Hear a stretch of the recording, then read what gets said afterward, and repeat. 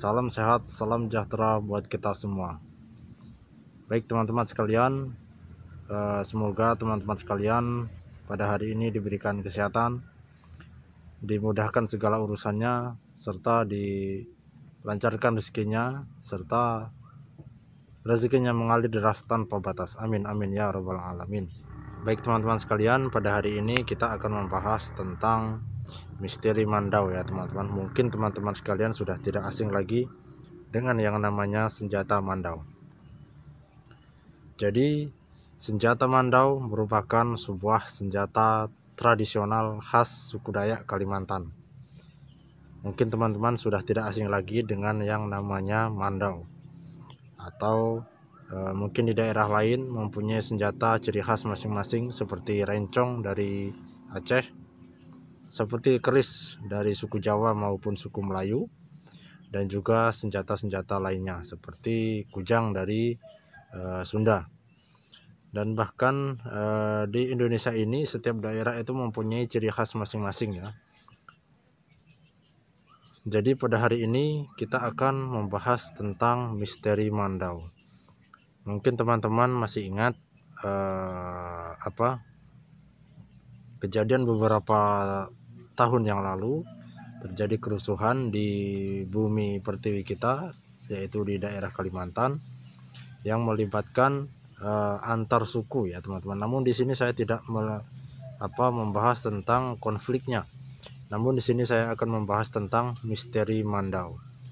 Nah, cukup menarik sekali. Jadi untuk perlu teman-teman ketahui, Mandau merupakan senjata yang sudah berusia ratusan tahun ya, yaitu peninggalan para nenek moyang dari suku Dayak Kalimantan. Dan bahkan sampai sekarang penerus atau seseorang yang boleh dikatakan empu dalam membuat Mandau itu masih eksis sampai sekarang di daerah Kalimantan. Mereka sangat menjunjung tinggi ataupun sangat menghargai warisan daripada budaya leluhur mereka, yaitu senjata khas Mandau. Nah, di sini menarik sekali berita yang saya dengar itu, katanya ada Mandau yang bisa terbang teman-teman. Senjata Mandau ini bisa terbang, kemudian dia akan mencari mangsanya sendiri. Itu apakah benar ataukah tidak? Jadi akan saya kupas di sini. Akan saya luruskan teman-teman, senjata Mandau memang senjata tradisional khas suku Dayak Kalimantan. Di sini saya akan meluruskan berbagai mitos-mitos tentang senjata Mandau ya teman-teman ya, karena saya juga merupakan pencinta senjata tradisional, dari mulai keris, dari mulai kujang, dari mulai golok dan lain-lainnya itu saya punya. Dari sisi dari sisi dunia astral itu, senjata-senjata tersebut itu mempunyai banyak sekali misteri ya teman-teman. Senjata Mandau seperti yang sudah sering kali teman-teman dengar, itu katanya bisa terbang dan kemudian mencari mangsanya sendiri, seperti terjadi konflik di daerah tersebut beberapa puluh tahun yang lalu. Itu perlu teman-teman ketahui bahwa senjata Mandau tidak akan terbang tanpa suatu sebab tertentu ya.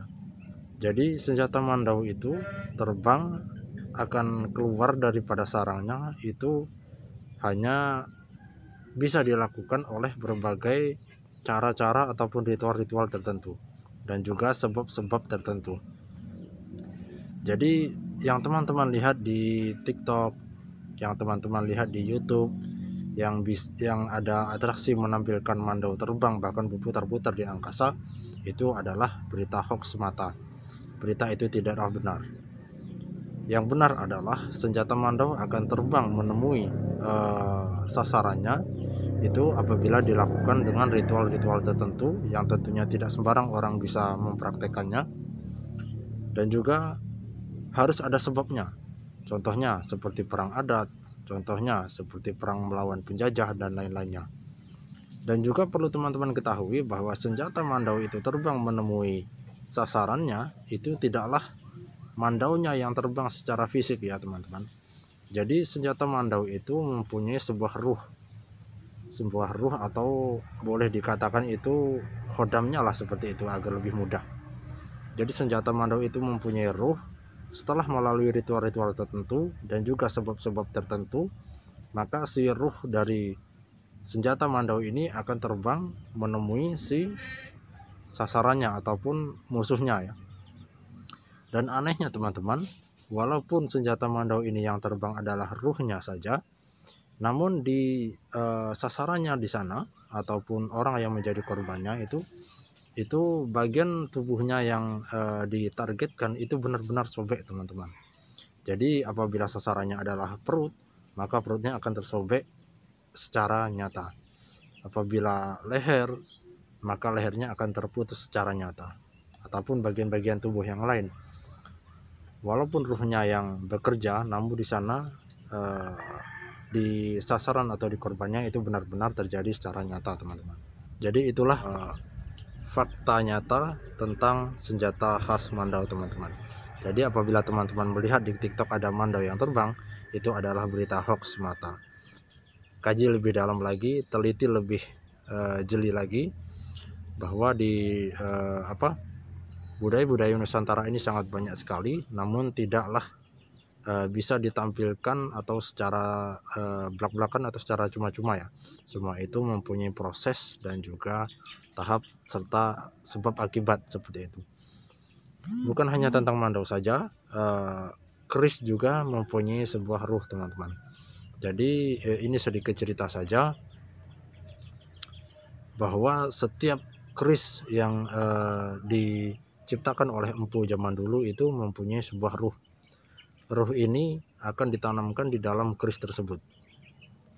Bahkan di beberapa kasus itu seperti halnya dengan mandau tadi yang saya ceritakan di pertama kali teman-teman, bahwa apabila keris ini dirituali oleh cara-cara tertentu dengan niat-niat tertentu serta sebab-sebab tertentu, maka keris ini juga akan menjemput sasaran ataupun target ataupun korbannya itu secara nyata. Misalnya digunakan untuk mencelakai, maka ruh daripada si keris ini juga akan terbang menemui sasarannya, menemui targetnya, itu juga akan secara ruh saja teman-teman. Dan anehnya di sana orang yang menjadi korban itu akan mengalami luka secara nyata. Itulah keunikan daripada senjata-senjata khas Nusantara yang diciptakan oleh empu-empu zaman dulu. Tentu saja semua itu tidak bisa dipergunakan dengan semena-mena. Semua itu butuh ritual-ritual tertentu dan juga semua itu butuh sebab akibat. Jadi apabila tidak ada sebabnya, maka tidak akan bisa dipergunakan dan juga ritualnya juga tidak bisa dipraktekkan. Nah, sekian saja dari saya. Semoga teman-teman sekalian dapat memetik hikmahnya. Semoga bermanfaat. Saya akhiri. Billahi taufiq wal hidayah. Wassalamualaikum warahmatullahi wabarakatuh.